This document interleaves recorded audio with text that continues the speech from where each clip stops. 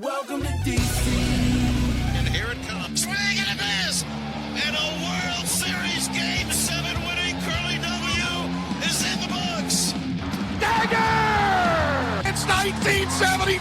The Washington Capitals are the 2018 Stanley Cup champions. Don't like that. I like that. You gotta like that, right? Despite all this, despite the churn, my approval ratings keep going up. We are ready to give our 500% support back to this franchise, back to this city, back to this team after Snyder leaves. And then this is the poo-poo you put on the field. For the very first time, the Washington Mystics are WNBA champions. The Washington Commanders select Jaden Daniels. I'm going to support fake teams that can't ruin my life. Did you call bank? I call game. Thank you.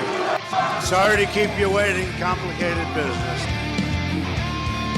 Oh my goodness, I can't believe it.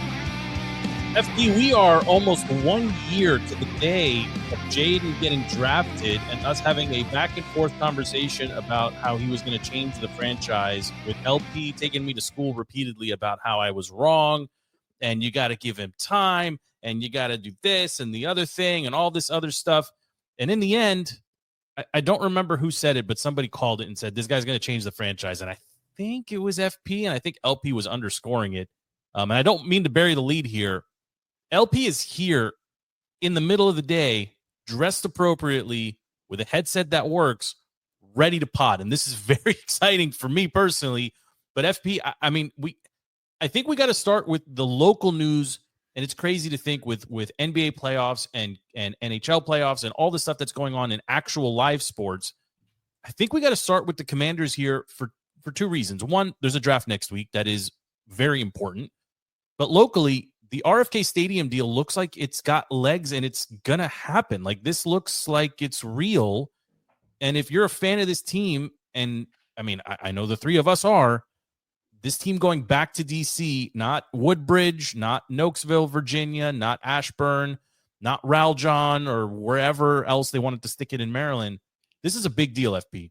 Do you agree? Is this the biggest local storyline? This is all of the BS that we dealt with under Snyder and the Bruce Allen and everything that came with it.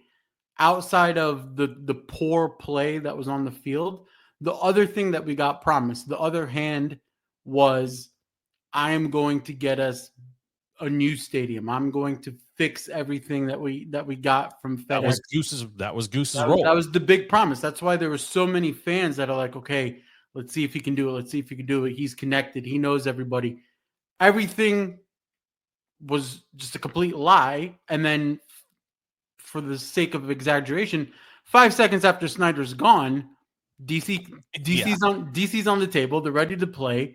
And boom, you're on the cusp of a $3 billion deal to go back to RFK, where the Harris Group is going, they're paying, they're fronting this money. So they want this area to be revitalized. They want it packed every day, every month, every week. They want it completely packed. So it's not going to be something that they BS their way through, or something like Audi Field where the stadium's in the sun, or Jerry World where the sun's in the way. Or it's going to be like full-fledged, like think SoFi in LA, big and thought out and expensive. And then on top of that, you have DC, which is even more amazing, is that they're coming up and they're like, we're going to front the bill for infrastructure. We'll pay for metro stops and public transportation and paving roads, and we'll do all the infrastructure stuff if your Harris Group pays for the beauty of it, like the good stuff. And just seeing the conversation happening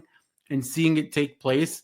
And the crazy thing is, like, political landscape has been at the highest uncertainty I think any of us can imagine over the last 2 decades, being DC locals. And this is like the one thing that's unifying everything in DC is, yes, we want this team back at RFK. Like, nobody is out there arguing that the Commanders should be at RFK.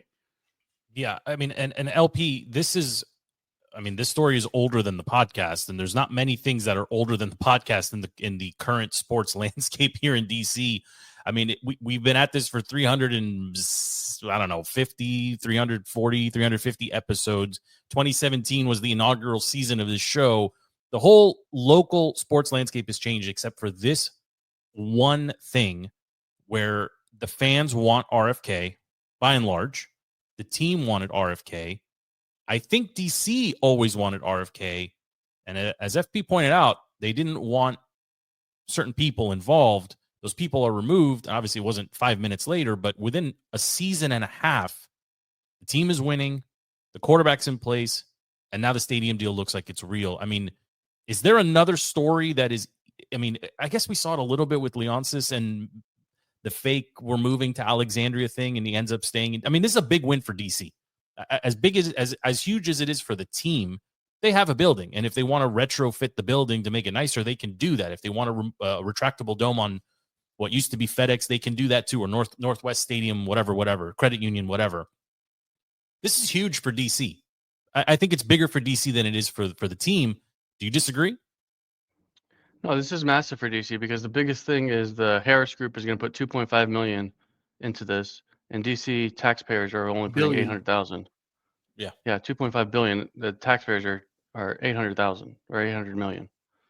So from a share of what they paid for the revitalization of Cap One at 500 million, they're only paying 300 million more.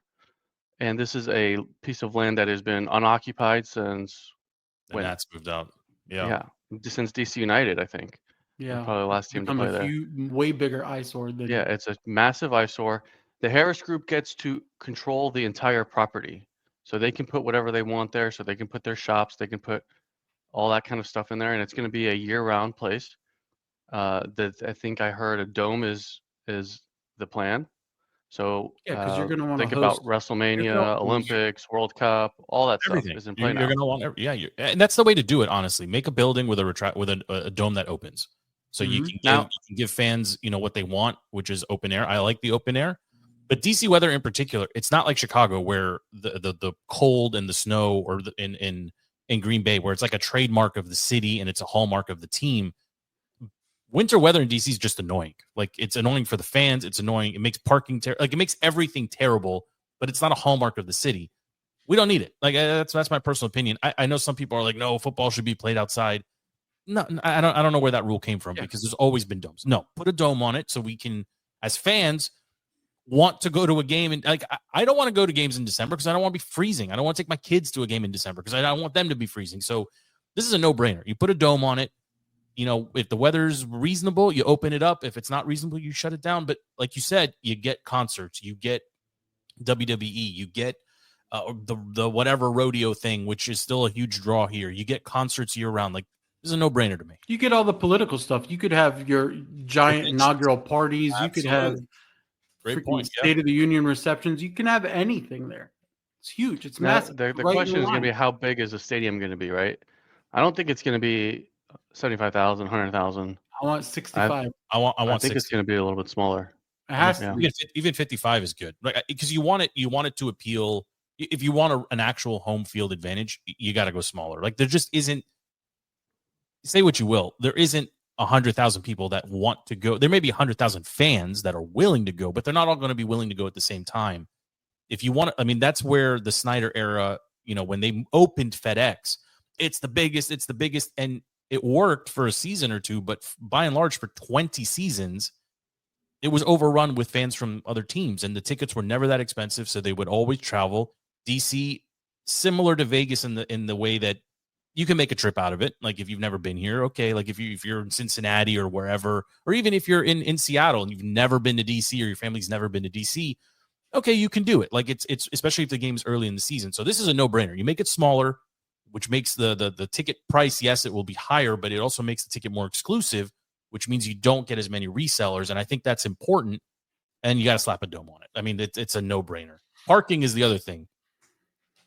Like, DC tends to be a metro-friendly city, but I think they've got to accommodate more parking than in years past, because generally people want to drive. I don't think you do, actually. I think if you properly invest in the space around the stadium and you have one of those open concept pavilion type situations where, think of it as like the dugout for Nats Park or whatever, but just on a grander scheme, where if you can have different vendors lining the edge and you have like this open drink concept where you can buy your drinks, buy you're your thinking like actual pavilion, not hang like out in a pavilion. Yeah. You want to make it, you don't want to waste space on parking lots.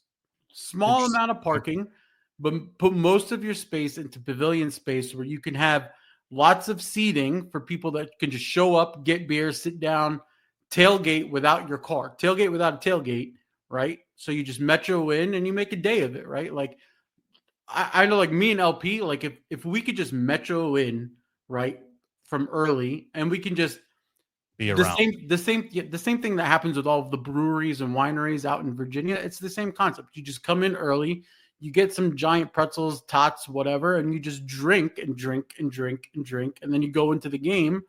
Spend. But then after the game, you don't have to rush into the metro. You just have the places open up for longer. You know what? Right? You sold me because I was about to come back and tell you they got to have a parking lot for the very specific purpose of tailgating. Right. But you might be right. You don't.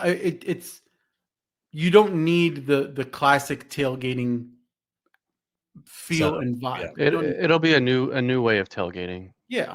At restaurants, at bars, at whatever pavilion things that you're talking about. You have to make it user like fan friendly. Like don't make it so I can buy a bunch of beers and not have to take out a second mortgage. I mean, and to be fair, it's going to be expensive. I mean, he's going to recoup his money. That's how MCI Center originally started, right? It wasn't just an arena. It had the restaurants and all that stuff around it. And you're right. I think you convinced me. I think a small lot for the diehards that want to bring the bus and whatever. Pay the premium to be the tailgating crazy. Yeah. But for the majority of the fans, give them a nice pavilion with lots of seating. Get some live music come in there. Hand out some swag, T-shirt cannons, whatever. Yeah, and the idea that you walk an entire property basically with your beverage or your food, or I mean, if you could come up with like a day pass or something where you could bar hop, that's really interesting actually. I think you convinced me here. I want to keep this on NFL, LP, but I want to switch gears just to the draft. It's next week. What do you think the team here locally is looking at? We don't have to call any specific players. I mean, if there's something you think they're going to do, or I know everybody's obsessed right now with Shedeur Sanders and where he's going to get drafted, whatever. I mean, it won't be DC. Rodgers still hasn't decided. I think somebody said it a couple weeks ago. I think he's done. I think he's just delaying the inevitable at this point. There's no outside of Tennessee. I don't know where else he is valuable right now. Maybe he pulls the Phillip Rivers and he's just available for a season in case of injury. But the Steelers were probably the last place that made sense. And honestly, if I'm the Steelers, I want Kirk, not Aaron. But that's a whole other conversation. The draft is next week. As far as the Commanders are concerned, LP, what position are they drafting in the first round on day one? Well, let me address that two ways. So back to the A-Rod conversation. I think he was on Pat McAfee, and I just saw this. He said he would be willing to pay for $10 million a year, and he's looking for a specific thing. And I guess that's a starting role. He's not even. He also talked about loving Brian Dable. So him in New York, if New York doesn't land a quarterback in the draft, is a very didn't New York just sign 2 quarterbacks? They signed. They have James Russ Winston. and James. Yeah, and Aaron. That is the craziest trifecta of quarterbacks ever. Yeah. If that happens, that's wild. I mean, it's Russ and Fields in Pittsburgh. Yeah, but Fields wasn't on. I mean, that come on, that's a crazy. I mean, it's the Giants, so maybe who knows? And Russ is not necessarily a given starter anymore. Well, I think Winston is the better quarterback right now in that room. I think he's going to take more chances down the field. He's going to make Neighbors into a. People forget Jameis turned some receivers into household names. I don't think you could say that about Russell. Like is Golden Tate and what's his face? Who else did he play with? That Lockett. I mean, Lockett how I longevity, like it. absolutely, but I don't know if I mean, he's a $176 passer. I mean, that's his average. That's what he's going to get every game, he's right? Jason. Malik Neighbors is too good for that. Yeah, you're right. Jameis will, balled out. He balled out. Will light it up there. He'll also light it up on the interceptions. Jameis was responsible for 3 of Mike Evans' 1,000-yard seasons. I believe he was also responsible for Marquis. For was it? I'm blanking on the name. No, in New Orleans. I'll pull it here in a second. But what do you think the Commanders do? Like, what do you think they do? I think they trade back. I think that's what they're going to do. What I'd like them to do is get a running back. Zagging, FP. He's zagging. Okay. I would like them to get a running back. Because if you think about it, end of the third round, your edge guys, who is what we really need, are not going to be game changers. Your running backs, you may get the second or third best running back in the draft if you go running back. And that's a position I don't hate it. That while we love B-Rob and we love Eckler, they're definitely not Jahmyr Gibbs. They're definitely not any of the love. We respect what they bring to the table in bite-sized morsels and effort. Yeah. They're not 3-down backs. No, I mean Eckler, right? Like if you could get Eckler in his prime, like even the way that he's playing today, if you could ensure that he's healthy 100% of the time and all those things, right? I mean, he's a game changer. So yeah, I'd like to see them get a running back, but I think they're going to trade back. FP, what do you think happens? What do you think they go from a positional perspective? I actually think LP there was the zig, right? I think that's what a lot of people are thinking are going to happen. I'm going to go the zag. I want us quarterback, kicker, quarterback. No, I want us to go O-line again. I want us to go. But we boring. I saw this on All Ears with JP. We addressed like 4 spots on the O-line by bringing in. Yes. But you also have 0 depth on that O-line. And I want this to be a team that Jaden never, ever has to worry or sweat behind this. I'm surprised. I thought you were going to go safety. No. I think you have depth on the O-line. I think you do. I think you're wrong there. I think you've got service. You have 0 center depth. You have no center depth. You have no left guard depth. You have a couple swing guys for your tackles, but no, you don't have real depth there. Not depth in the point where if you don't, if like the team, I don't want the run game to completely fall apart or the pass game to completely fall apart because one of your depth guys is better at pass pro than run blocking. I want better depth. So I'm just saying. Yeah, but if you're drafting in the first round and they're not a starter, then you failed. And getting an O-line that's not a starter in round 1 is a failure. No, but I that's what I'm saying. I think based on this draft, because it is edge heavy and it is running back heavy, and you do have the Shedeur Sanders and these premier elite guys, that takes you that's going to fill up your first 20 rounds no problem. I think this is the draft where you can get 20th overall. What are we? 20th overall, 29th overall? 28th, I think. 28th. I think this is where you can get high-end first-round O-line value. And I don't know if you have to draft a starter in the first round when you're in the, let's say 20 or worse. It's crazy to say, but the Commanders are good enough where they don't have to draft somebody that immediately has to fill a hole or plug a starter need. For me personally, I think they got to address the secondary. I think that is where you look at it today and, yes, assume health and some level of depth. I think they have to address the secondary. Like that was leaky all of last season. I mean, every time it's a known deficiency on this team, and they really haven't addressed it during free agency either. Now, the flip side of that is it's the easiest group positionally to address, in my opinion. You can typically find. Go ahead. There's a guy named Jalen Ramsey who's out there right now. Yeah, I mean, but I think exactly. I think he's too expensive, more so than the age. I think the right guy, right, helps, but he's just too expensive. And I think if we've learned anything from AP up to this point, he's very savvy with what he's doing, both with the picks and the money. So, at this point, that's where I would go. If you're going to stick to a late first round pick, go secondary because you need bodies back there. Yeah. They didn't exhaust all their cap, right? Like they had a ton of cap space in free Still agency. have- They they didn't still have exhaust it quite a all. They bit. still have, yeah, They they're still have still quite a probably bit. top 10. Yeah. And I think he's still going to restructure Terry. Yeah, he needs that, more right now. I agree. He's going to be backloaded probably, so you'll have a little bit more wiggle room this year, next year. Do you have a thought on Sanders, either of you? Like, do you think we're looking at a top 5 pick? I have thoughts on them retiring his stupid number and the other idiot's number for Colorado. What a fake. It's Colorado. It's Colorado. I mean, it's like, but you don't do that. Team. You that's don't, like that's Robinson or the Michael Jordan. disrespect to like the real people that have played for that team. Florida hasn't retired Tebow yet. He won them 2 national championships and a Heisman. Like you don't just throw out jersey retirements willy-nilly because the coach was your dad. Yeah, I'm with you on this one. Jackie Robinson had his number retired by the entire league, right? Different level of achievement. Yes. I understand. There's certain teams that retired 23 in the NBA out of respect for Jordan. It's a little weird, but whatever. It's fine. Like you could at least sort of justify it. He did nothing of value. He finished like 9th or 8th in Heisman. Like what are we doing? 1-8 outside of his conference. You know what? I want my jersey retired in Colorado. Okay, I wore 2 and I wore 8 at different parts of my basketball career. They should retire mine because in the grand scheme of things, we achieved the same thing. I'm gonna go demand that my high school retire my jersey. Yeah, you know what? And I'll sign your petition. We'll get a little thing.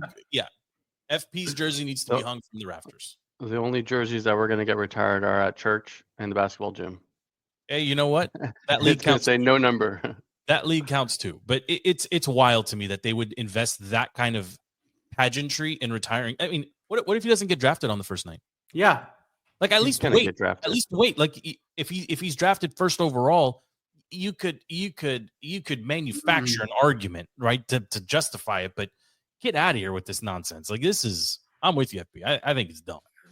And I don't think he gets drafted on the first night. I'm going to say it now. I think you might see him slip into day 2 because I just don't think he gives you enough value anywhere in the first round. Yeah, but people look at Jaden, people look at Lamar Jackson, and they're like, I want the next one. And people will take a chance. He doesn't take a chance. play remotely. He's not those guys. Like who's a real comp for him? Like who's a real comp? Legitimate. I mean, Lamar Jackson was a horrible thrower coming out of college. I don't think anyone's passing on him. He's improved. He was a free agent 2 years ago. No one wanted to talk to him. I mean, that's true too. I look at it now. That's true too. I mean, don't undervalue the dual threat quarterback in 2025, right? I can't. I don't think he's dual threat. Sorry, I didn't mean to cut you off. He's not dual threat. He's not. He hasn't proven he could do either with an expert level, right? No. That's not for me. Any other thoughts on the NFL? I want to keep us moving here. I want to jump into a couple things. Wizards closed out their season. I want to talk about Bub Carrington in particular because, listen, I've been beating this drum for the last several weeks. I was basically begging people to watch the Wizards down the stretch. Yes, they won 14 or 15 or whatever, 16 games for the entire season. They got extremely valuable minutes for Sarr, for Bub, for Keyshawn George, for that entire squad. And even Jordan Poole, who I am not a huge fan of, looked better down the stretch. These games were mostly competitive through 3 quarters. The bottom fell out basically in the fourth quarter every single time out. Bub on Sunday, last game of the season, wins the game. Wins the game on a buzzer beat. I don't know if you saw that, FP. I did. It was great to watch. A couple of days prior, he had lost his father, who was a known superhero, if you will, in the Baltimore local community here in Baltimore, Maryland, not far from D.C. Bub played all 82 games. He improved so much over the course of the year. And I know everybody's fanning Sarr as like the next big thing here in D.C. I'm going to say what I said on day 1 of the season. Bub Carrington has superstar written all over him. And if he progresses at the rate he progressed in season 1 into season 2, FP, this is going to be a fun team to watch. But more importantly, I think they can easily go from 16 to 32, double up their win total. They're good. We've been saying on this pod for a while. It's actually a month to today where I said it, the Wiz are primed to be the next OKC. They have it in their DNA, and we saw it go all the way up to the end of the season, including Bub and including his post-game presser where he's like, awesome. I mean, like he's like, I am game. Like I'm done. Like it's me. It was fantastic, right? And this is a team, and this is LP's forte here, but like this is a team primed from management down. If you just find the right coach, and there's a lot of good coaches that got fired. It's crazy how quickly they get fired. It's crazy how great of a stretch of coaches you can pick from right now. If you find that right piece, and then whatever happens with the lottery, if you hit on that, and even if you don't get flagged, there's some other big names that you can hit on.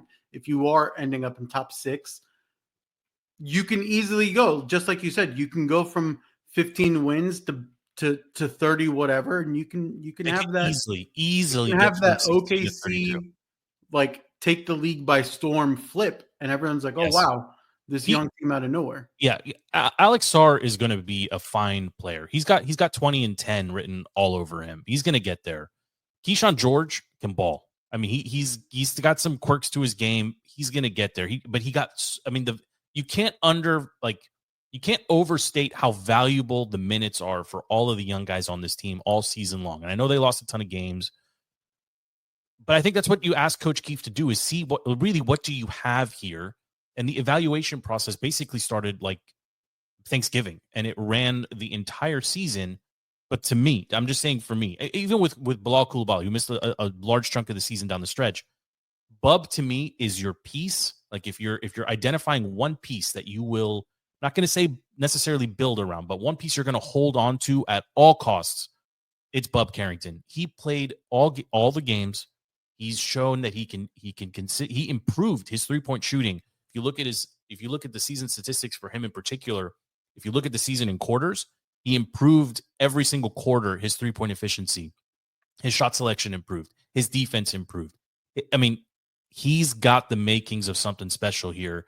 And the Wiz, LP, the Wiz are at 14%, basically tied for the lead, if you will, right? As far as chances go to winning the draft lottery. If it's Cooper in DC, I think it's playoffs next year, and you have to do something with Coach immediately. But we'll know. Like, we're literally the draft lottery is a month out, right? But I don't know. You probably watched more basketball than I did this season, LP. What do you think of the Wizards? So I think Keefe is only here for the rebuild, and I think that was the point. Because I mean, he was a in-place hire. Sure, he it's was valuable there experience for him too. Like, he was a guy that he built out his resume too. Sure, and he did, and he's been known for improving young players, right? So the big takeaway for me is they drafted 3 players in the draft in the first round.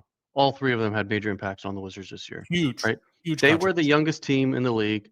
Yeah, they lost almost every game. Like, they literally won 4 games more than the Commanders did all season. They did have a 4-game winning streak, though. I mean, that's impressive. I mean, okay. They have the highest chance of landing the number one spot, but it's only 14%, right? And that's just how the NBA is. It's just one of those things. Tied. Like they're tied with 2 other teams at 14%. Like, it's really right. The top 3, the 3 crappiest teams get the same percentage. Now, where they dropped 1. The max that they could fall to is 6, which would really suck. 6 would suck. If they were the worst team, they could get to 5. Yeah, as the lowest. So 1, 2, or 3 to me would be fine. I think you're going to get pieces that can contribute at any of those, at any of those picks. But Cooper is the one you want.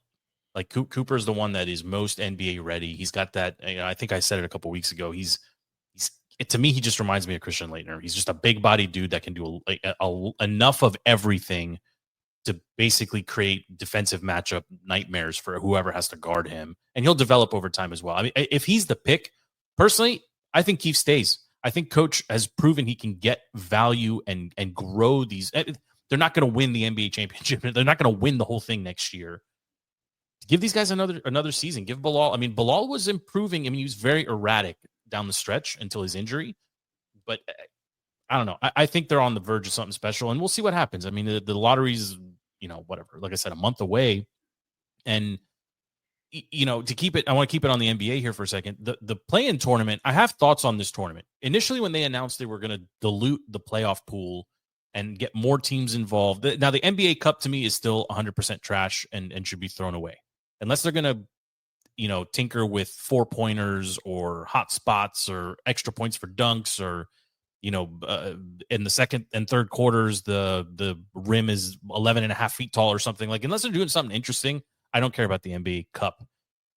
But I love the play-in tournament. I actually think the drama that it creates a little bit of space, a little bit of breathing room at the end of the season for the teams that solidified their positioning to take a little bit of rest. But there is some drama and intrigue here. And even in the first round, or it's not the first round, in the play-in tournament, that started, earlier this week, we saw the Magic beat the Hawks. We saw the Warriors beat the Grizzlies. And that was a fun game, in my opinion. We saw the Heat upset the Bulls. We saw the Mavericks upset the Kings, right? And I think behind the scenes, it was most interesting to me because I think the Kings are the better team, but the Mavericks are the better storyline. Then now, tomorrow night on Friday night, we get the final 2 games of the play-in, the Heat versus the Hawks. Winner would end up playing the Cavs, and then the Mavericks and the Grizzlies, which is awesome in my opinion, because both of these teams are intriguing. And personally, I hope the Grizzlies pull this one out. And whoever wins that one, obviously, is going to be going up against the Thunder. So, just generally speaking, what are your thoughts on the play-in tournament? And do either of you have a preference? Heat, Hawks, or Mavericks, Grizzlies? Hawks. I liked watching the Grizzlies game. I like the Grizzlies. I like John Morant because I think he reminds me of John Wall. And I think that's really why I like him. A little bit, yeah. But he was injured in the He's fourth got a little quarter. He came back. too. He didn't look so great. Yeah. But I like the Grizzlies. What's wild to me is that the Golden State Warriors are in the play-in tournament. Why? I mean, they have Steph Curry and so old. Jimmy Butler. They still have Draymond. Come on, man. They're losing at their own game now. Player-wise. Yeah, they're losing they really at their are. own game now. Like that, it But just I shows still think Steph Curry, I think he's super underappreciated. I think he's His the best next pure team shooter is that we have looking ever seen. insane. Like who would become close? Reggie Miller, I think would be second. But I think his game is just. I mean, it's influenced a lot of the kids, and it's influenced the game. And I've said this, and I'll die on this hill. He's done more to change basketball than Jordan did. Because in the end of the day, the three of us can't go out there and dunk a basketball. But you know what we can do? We can heave 3-pointers all game long, right? So everybody, I hate it. But he makes them. But like you said, if you're talking about impact on the game is played differently today, largely, almost entirely because of him. Now, I always like to point this out. The Suns of the mid-2000s deserve the credit for the style of basketball that they're playing with a fake center in Amari Stoudemire and an actual, Sean Marion, the Matrix, right? Like they had the blueprint. D'Antoni had that blueprint. Couldn't replicate it necessarily with the Knicks, but that's what the Warriors do now. And that's what was it called? What was the name of their offense called? Was it the Fun and Gun? Fun and Gun. Yeah. With Steve Nash. It was Steve Nash at the helm. Every offense is called the Fun and Gun. It doesn't matter what sport you're talking about. Yeah, they had their shot though. They ended up losing to the Spurs, right? And that was the last time like a dinosaur really had really got past a young team like that. But the league at large now all plays kind of the same style basketball. I don't want to see. I mean, personally, I want to see out of these two matchups, out of the 4 teams, I don't really care about the Heat or the Hawks. Hawks actually annoy me quite a bit. The Mavericks, I understand they're a good storyline, but they don't have a shot against OKC. I want to see John Morant. Like, Morant is the best player on those 4 teams. He's the one I want to see. I mean, FP, you were going to say something about the Hawks. Do you disagree with me about the Grizzlies? No, I mean, the Grizzlies, that game by far is the better game to watch. It's just, I don't know what it is about the Hawks. Every time just annoying. Yeah. Young is annoying. Yeah, that's exactly it. I'm trying to equate them to like a different team. They're kind of like the Hurricanes in the NHL, or they're kind of like I don't know, kind of like the Dolphins in the NFL. Like they should be really, really great, and they're annoying, and their whole thing is it's a shtick. It's not a real team. I don't like it. They're annoying to me. And there was a fake rivalry between what's the name of the rookie they took one Ricochet and Sar outplayed him start to finish of the season in the end. So they're just an annoying team to me. But I don't care. I don't think either one of them have a shot at beating the Cavs. I think the Grizzlies could beat OKC, right? Probability very low. But it would be a more interesting matchup. Yeah, I just want to see John. Like I really hope Morant can get his act together. I mean, LP, you're saying he's got some John Wall in his game, and I was joking saying he's got a lot of Gilbert Arenas in his game too, right from the off court antics. Speaking of which, somebody sent me we're about to get a Netflix special on the Wizards locker room. Which very excited to watch this. Yeah, that might be the OMC. That might be the documentary flick that we watched that week. It's gonna be awesome.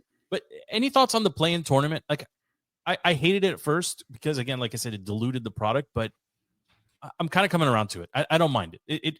It's manufactured drama, but I can get on board with it. It's doing more for the NBA playoffs than the fake 12 seed college football playoffs is doing for college football. I agree. Because some of the teams in the NBA play-in games could actually make it into the playoffs and disrupt seeding and actual outcome, right? So especially on the East, right? Like the lower seed teams, they're all fairly even, right? So if you let one sneak in, they could easily upset a top dog. It's generally that doesn't happen in the NBA. I mean, an 8 generally upsetting a no. 1 is a very rare thing. I don't even remember last time that happened. More on the East, I think it's possible, right? Like you can get a Knicks having just an off first 2 or 3 games easily, right? And a scrappy team shock them. It wouldn't surprise me. In a 7-game series, it's hard to get an upset. Yes, but it gives an opportunity to an underperforming or overmatched team, generally speaking, like the Warriors. It gives them a shot, right, to stay active. And I think ultimately that's where this started, is how do we guarantee LeBron? I thought it was going to be in the playoffs. I know. I was trying to go a whole episode without. It's hard, but yeah. But that's where it came from. I mean, it's like they had to sell tickets and manufacture interest. That's where it started. I think it's got legs, though. I think they can do something with this. And I didn't even want to bring this up, but as terrible as LeBron is, right, and the Stephen A. and the back and forth over Junior, do you make anything of Stephen A. saying he may consider a political run? I thought that was wild even for him to think he could just show up and say, I'm not only am I going to enter into the political arena, but I got a real shot at winning. Listen, if the blue ticket is really going to end up being AOC and Bernie, yeah, he might have a shot. He definitely has a shot. I mean, yeah. Who's he going to run? He's going to get The Rock to be his VP? At this point, the blue ticket could put whoever they want up there. They just need a pulse. Like that's it. Yeah. I mean, Vance is over here. Vance is over here on the other side, breaking the college football playoff trophy. He's snapping it like Superman. I mean, how did that happen? I don't. Is the trophy that poorly made? I don't understand. Maybe he's Superman. Is it that top heavy? I can't answer that question. LP, any other thoughts on the NBA? No, I think the play-in game gives you something to watch that is actually meaningful, right? We just went through 82 games of meaningless basketball. Not a single game means anything. Mm-hmm. Doesn't matter what seed you're at. So I do like it. It just gives you something to watch, right? It's kind of the appetizer to NHL and NBA playoffs. Okay. I mean, we also have. I mean, the Wiz obviously didn't make it to the playoffs, but the Caps did. I mean, they secured the top seed overall. They got 1 game left. Is that right? Mm-hmm. I think it's tonight. Last game is tonight. 1 game left against the Pens. I was telling this to FP before we hit go here on the studio to record. I came across this and I couldn't believe it to be true. It's the first time in the history of the NHL that the Pens, the Bruins, and the Rangers, all 3 failed to qualify for the Stanley Cup playoffs. I thought that was wild. That over the history of the league, one of those three was always in the Eastern or Eastern Conference or whatever. I'm sure they've been realigned before, but that's wild to me, FP, that they're not in the mix. Yeah, I mean it's for a long time in early NHL, like you didn't have that many teams and you really didn't have that much parity. And yeah, those teams kind of just dominated, right? Even up into the Sidney Crosby era. But you have to think about like Gretzky and the Rangers towards the end of his career, and you have to think about the Bruins were just Boston in general was just a dominant force in the early 2000s across every sport. And then Crosby and the Pens, like they carried them deep into the 2020s, right? Like, yeah, this is the first time in a very long and ever that those teams aren't in it, but they're such storied and well-made teams that it's not that surprising. But well, what do we need to know as they get ready for forget about tonight's game because it's basically of no consequence, but they're not playing their best at the moment. And that's kind of the debate that goes with all of this, right? So the Blue Jackets crapped all over us, both games, back to back, right? They just had their way with us. The first game's kind of a wash. You have your third string goalie come up from the AHL. Ovi's resting. Like nobody's like that game wasn't a real game, right? So the fact that they dropped 8 on you, yeah, it is excuses. But the conversation is this a team that will enter the playoffs cold? Yes. Or is it a team that has purposely pressed pause and gathered themselves? No freaking way. No way you're smiling at me. There's no way you believe listen by design. Tell me they what may side have pressed pause until Ovi broke the record. Tell me what side you want me to argue. That. I'll argue whatever side you don't want to No, I don't want you to argue anything you don't believe. What do you believe? What I truly believe. Yes. What's the health? That's what matters. Yeah. So what it comes down to is we have been healthy. The Caps have been healthy all season long until basically the last month and a half. And then for Ovi his leg exploding, but yeah, okay. but you saw while he was exploded that the rest of the team was firing on all cylinders. Yes. Protas with his cut, LT with his concussion, Chychrun. Is it a concussion? Yeah, for sure, it's a concussion. Yeah, they're not going to say it's a concussion. They don't classify. If you see a puck flying to your goalie's helmet, no concussions in the NHL as hard as it did, and then he's out for 2 weeks, it's a concussion. Well, that's not necessarily a bad thing because that means he could be back. Yeah, but goalie is more eyesight and reaction than body. So I mean, I understand that. If your reaction is a second off. Yeah, unless they got some special goggles or contacts, Carlos Rogers to fix his eyesight. Carbs is one that has this team always ready to play, and I do think, except for last month. Don't blow smoke. No, listen. This is truly what I believe. How uncomfortable he is. It's hard to get up for those games when you've had the playoffs secured, not the 1 seed, but the playoffs have been a lock for almost 2 months.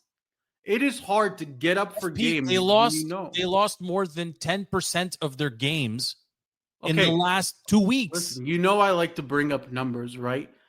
Every Stanley Cup champion for the last 5 or 6 seasons more or less limped into the playoffs, right? Not as bad as the Caps have, right? Not as bad as we're limping into the playoffs. But the champions, we've gotten can't get it up reference and a limping in reference. So this is wild. Okay, keep going. I'm just saying, listen, I don't think you should take your Homer hat off. You shouldn't be concerned about this team. Are you concerned? I am not concerned about this team. The one thing I'm concerned about is Logan, and if he is going to play tonight, because I need him to get real game time reps. He should play tonight. There's really no argument. That should be out by now if he was playing tonight. If he can't, it probably should be. But if he can't play tonight, you really have to decide, is Lindy going to be the guy to take you into the playoffs, even though Logan has been your ace goalie all season long? And do you ride do you ride Lindy the whole way, right? Is he going to be the one to start the playoffs and not put you in a hole against the Habs or CBJ or whoever you end up facing? It's kind of reminiscent to 2018, and that's exactly what happened with Holtby, right? Holtby was injured. Yeah. And we didn't start with Holtby, and then Holtby had to come in, and then he just took over the playoffs, and we got to the cup on his back. So it's kind of like that, but I need to see if Logan is good to go tonight. And if he's not, it's a huge decision for Carbs on if he doesn't go with him and rest him and kind of hold him as an ace up his sleeve. Because if you do start the playoffs and you do come out cold and you do come out terrible and everything that I said you shouldn't be worried about, you're suddenly worried about because you're playing terrible. If you have your better goalie up your sleeve waiting to go, he could be that change of recipe for you. I mean, that's basically that's the narrative of this playoffs. What do we need to know about the Canadiens? Fast and young, yeah, and chippy. So the schedule is very annoying team, but Ovi always plays well against them.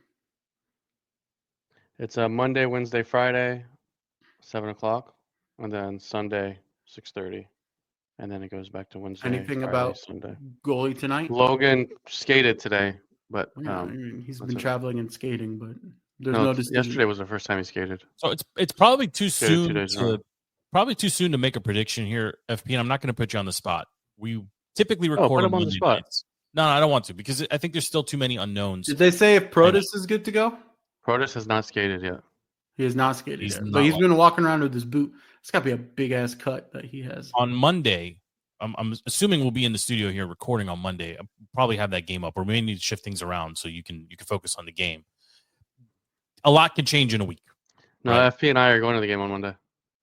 Are you really? Yeah, we are. News to me. Did you buy tickets? I'll Venmo you right now. I mean, how many times do we get to see playoffs in Washington, D.C.? We got to go. Go for it. No, we get playoffs all the time. What are you talking about? Pay for them right now. I'll Venmo you. Yeah, I guess we're moving the show to Tuesday. If that's the case. That's good. Okay, let's do it. Send me a Venmo request. I'll do it right now. Boys, do you have any other sports topics you want to hit before we pivot into OMC? FP, you got anything else? Yeah, the Commanders went to Topgolf last night with all of their draft prospects, and it was not newsworthy because Jaden Daniels was not one of them. You remember the circus that came with that last year? Yes, I very much remember. Yes, and we didn't show Jaden respect, and he didn't want to come here, and the team was. Your boy Caleb, by the way, on the big board at the United Center, got very middling applause every time they flash Jaden at Verizon or what's it, Cap One. It's crazy. It's bananas. Caleb saying that he doesn't want to be close with the other quarterbacks in the league, and he just wants to compete. Did you see that headline? I was like, listen, no, it wasn't just about quarterbacks. It was about other players in general. Yeah, it sounds like other players don't want to hang out with you, buddy. Can I just say I'm thrilled that it's not us that has to do it. Yes, we don't have to deal with any absolutely. Of that, except for the one. We're so lucky that the Bears. Well, I don't know. I'm going to say lucky because we dealt with it for so long. Well, we do have one nagging headline that doesn't go away with Jaden Daniels, and that it's his mom being a cockblock. Like I will take that. It's fine. She's looking out for her son. It's different than RG3's dad, trying to call shots in the locker room. Very different situation. Yeah, but his mom's also in the locker room and is his agent. I don't know if she's in the locker room. She's not in the locker room. No, I saw she was. It'll be. What, were you there? It'll be a non-issue until contract negotiations. What did you see? Everything that you see, you send to me. You didn't send that to me. I see it on Twitter. Okay. Back to the Caps. I mean, you can get in the 400s for $74. Yeah, that's normal price. So if you're going, let me know. In the 100s for just $200. I'm not going for nosebleeds. No, you can get in the 100s for $200. Do either of you care about WrestleMania this weekend? Enough Caps. I can't do more Caps. No. Nobody cares. Like you're gonna transition from sports to. I'm just saying, you got CM Punk finally headlining on Saturday night. You're talking to men out of puberty. Nobody cares about wrestling. John Cena in the ring on Sunday night. You don't care a little bit on Easter Sunday. John Cena resurrecting his career. No, you care about. I see the wordplay. All right, LP, are you sticking around for OMC? No. Okay. Well. It was good to see you. We're about to transition into OMC. You're welcome to stick around if you want. But without further ado, here comes the sounder for OMC, and then we'll get started. FP. Where did it put it? Oh, I'm going to use the new one. Check this one out.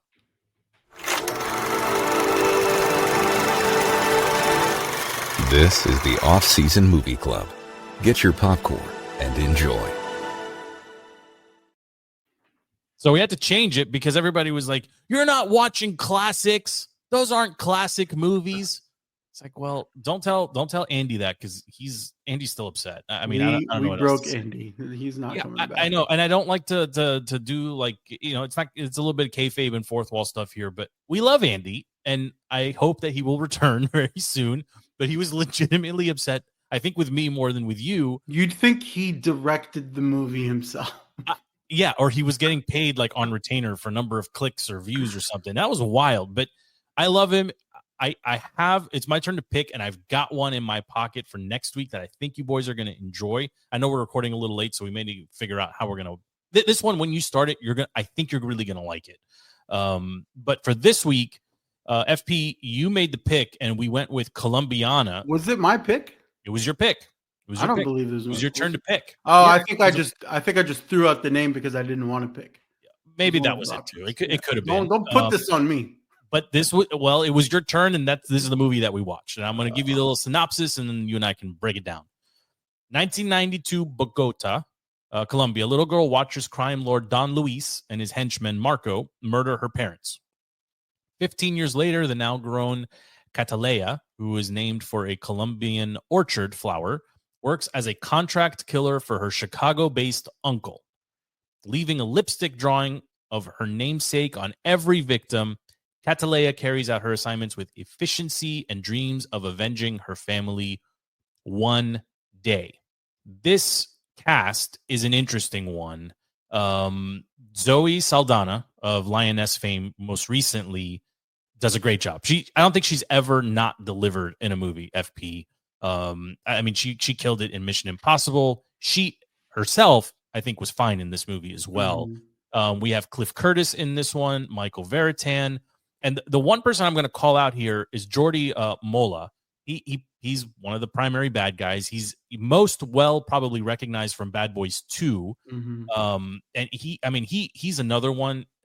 Some people will say he's a just a character actor, but he's in Bad Boys 2. He's in Jamon from all the way back in 1992, Sound of the Sea, Chronicles of Riddick, Blow, Night and Day. He's got so much in his back catalog, and he's excellent in this movie as well. Critics have this one at a 6.4 out of 10 on IMDb. 6.4 out of 10 on IMDb. Critics have it at 45%.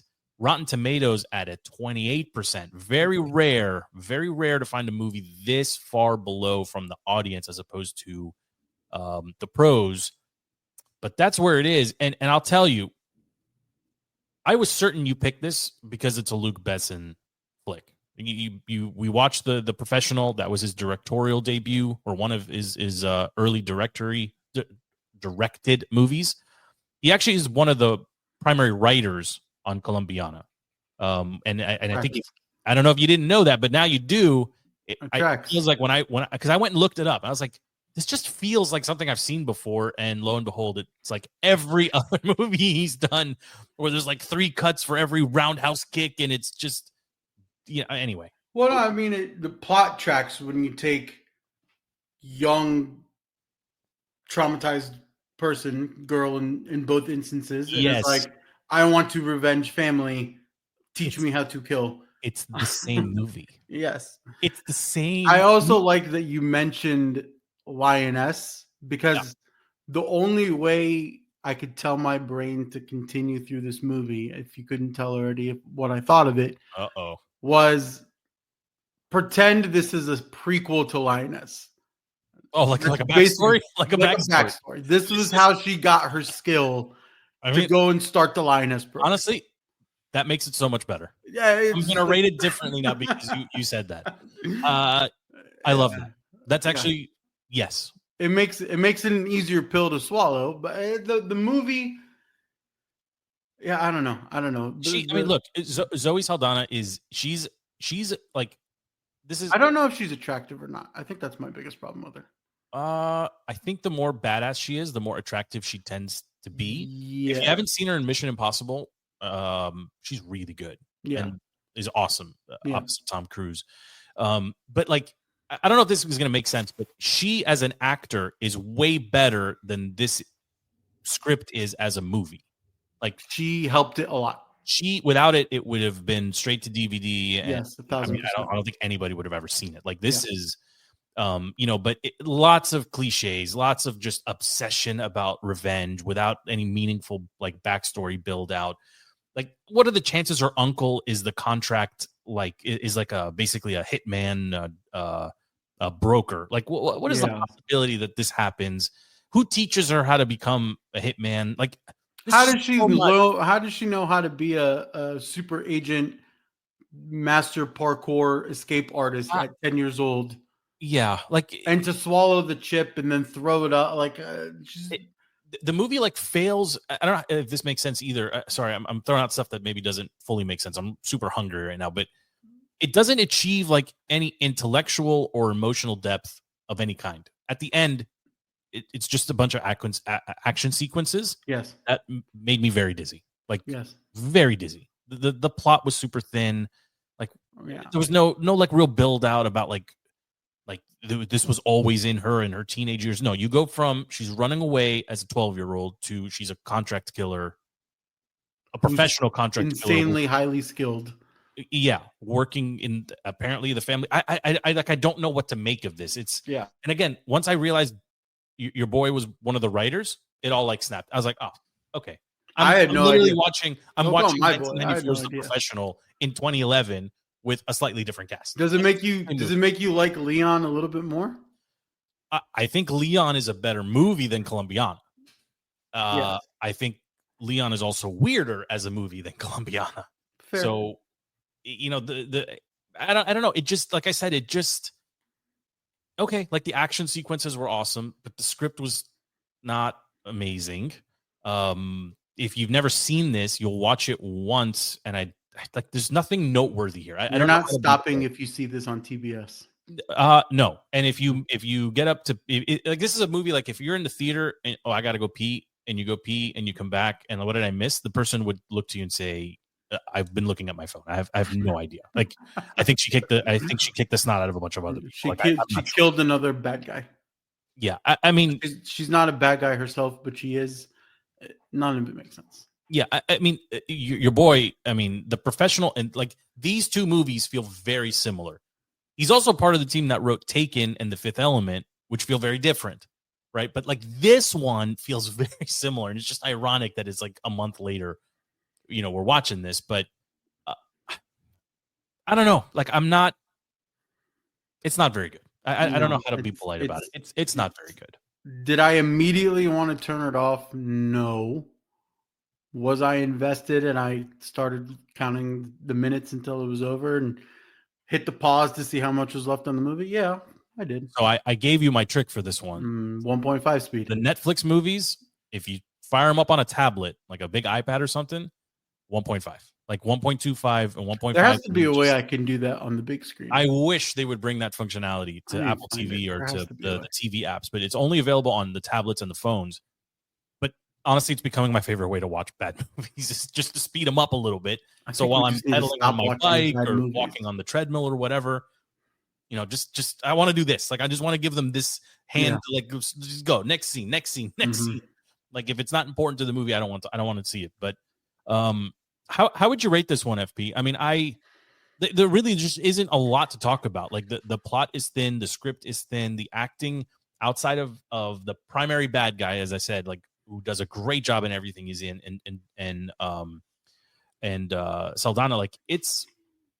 What did we give The Saint? Because it's sitting even with The Saint. The Saint, I think we were 2.5s across the board. I think Andy actually. Really? I thought it was lower.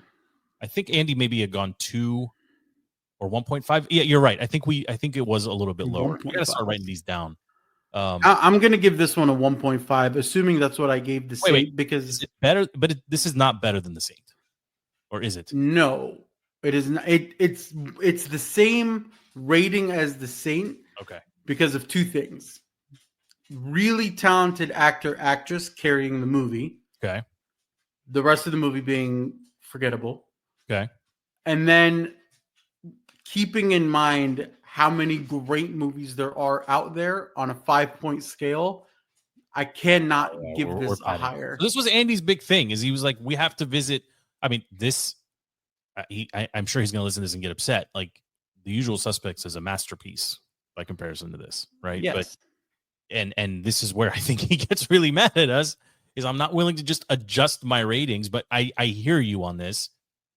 Yes, 1.5 seems really bad, like in the grand scheme of things, and right. I don't know if The Saint is as bad as like this movie just doesn't have anything really going for it. Like there is no reason you could tell somebody who's never seen The Saint, you should check it out. Like it's similar though, right? But it's similar, right? Little kid, a parent, mastermind, amazing skills. Yeah. Jump scene, super badass. Like no story. There's nothing in the middle. Yes. Yeah. Yes. I think you get more acting range out of Kilmer, even though it's a little slapsticky and goofy. Mm-hmm.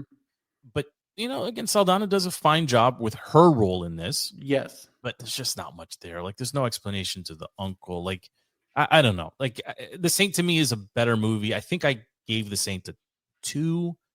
This Colombiana for me is a 1.5. It's just not. It's not great. I mean, I don't. There's really nothing redeeming about this movie. There is no reason. There's no reason to watch this movie if you haven't seen a movie. I would rather you watch an actual bad movie that would entertain you, right? Like Hard Target with Van Damme. I brought it up several times. That is a terrible movie, but it's incredibly fun to watch. And like you go into it knowing this is a bad movie. Colombiana, because of the cast and because of the writer and because of the era which it was released, you think it's going to be better than it is. It's just not very good. It's just not very good. So, I don't know. We'll get Andy's thoughts on it. I think it feels like we need it. I hope your next movie is great because it feels like the off-season movie club is slowly shifting into the bad movie club. So, all right. Well, okay. There's been a lot of suggestions that have come in. Even LP in the green room before we started recording said, he threw out Argo, he threw out Syriana, both solid movies. I think I want one more week of maybe what we've been doing, and then we can reset and maybe do comedy like OMC for May is all comedies or something. I don't know. We can do I'm good with that. The one I want to pick, I mean, any other thoughts on this one? Is literally going to be the shortest OMC we've done. 1.5, nobody go watch it. Yeah, skip it. The movie that I wanted to watch, and I'm going to be really upset if you've already seen it, because I hadn't seen it. This was way, way under my radar, and I stumbled upon it because I was going down IMDb and looking for a specific actor in something I was watching, and then it popped up. I was like, how have I never seen this? The movie is a 2010 movie, so right around the same era of the Colombiana. I think we've seen maybe a couple in this era. Most of our stuff has been 90s, but the movie is called Sinners and Saints. Have you seen this movie? It's available on Amazon Prime, no cost. Sinners and Saints? Sinners and Saints, circa 2010. Have you seen this film? I have not seen this film. Yeah, I mean, there's not much that gets past me, but I have never seen this movie, and I'm going to ask you, FP. I almost want to bring the trailer up so we can watch it together, so you can react to it. But if you've got it handy, if you don't mind, just play it for yourself and talk to me while you're watching it. I'm looking at this cast right now. Yeah, what do you think? It's an interesting cast. What's your thought? Just give me your thoughts. Who do you know Johnny Strong, who's the lead in this movie? I know Johnny Strong. Do you know where? I mean, he's known for exactly one movie. One.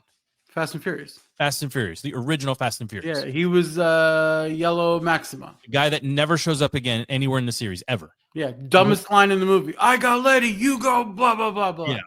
Yeah. The radio shutting down the road. The guy that basically runs logistics for Dom and his crew, right? Like, yeah. It's like Vince had more redeeming qualities and maybe more redeeming lines or memorable lines, but nobody remembers Johnny Strong in Fast and Furious because he never reappeared in the series where everybody comes back from the dead. He didn't even die, and he has he's just not back. So he's the lead in this flick.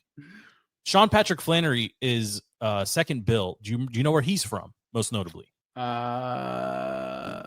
was Boondocks, wasn't he? Boondock Saints. Hey, you're 2 for 2. All right. So he's all over this film. Kim Coates. All over stuff, including Sons of Anarchy. Right? Oh. You know Kim Coates. Yeah. You know Kim Coates. Tom Berenger. He's an actual actor. Okay. This is like some real people in here. The wild card might be if you're looking and you see Method Man on there, that might be what's throwing you off. But do you have the trailer in front of you? I can bring it up. Bring it up. Just watch it, and I'm just gonna keep talking while you watch it. Let me I'll just react this to real it. Yeah. You can keep it on. Keep it on. Just walk me through it. I think you don't have to watch the whole thing. Maybe just watch like the first minute.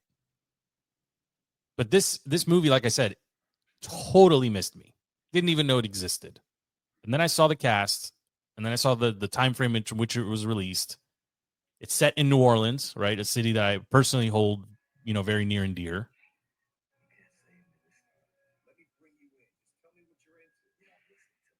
Yeah, you guys can't see FP's face, but there's a little smile. There's a little smile.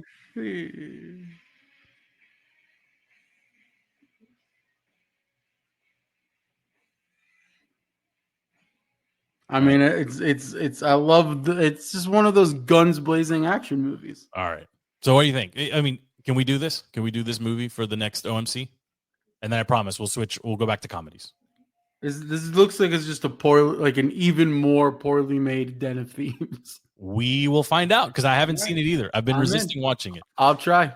Okay. So Sinners and Saints is the OMC pick for this upcoming next week or whenever we actually record. It's on Amazon Prime for anybody that wants to watch. No cost. In HD. I don't know if it's in UHD or 4K, but it's definitely on Amazon Prime.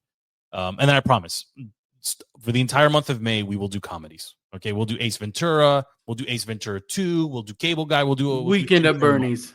We can do Weekend at Bernie's. We'll keep it light. Yeah. We will find a way. Or sports movies. We could do a themed sports movies month. I would love to revisit.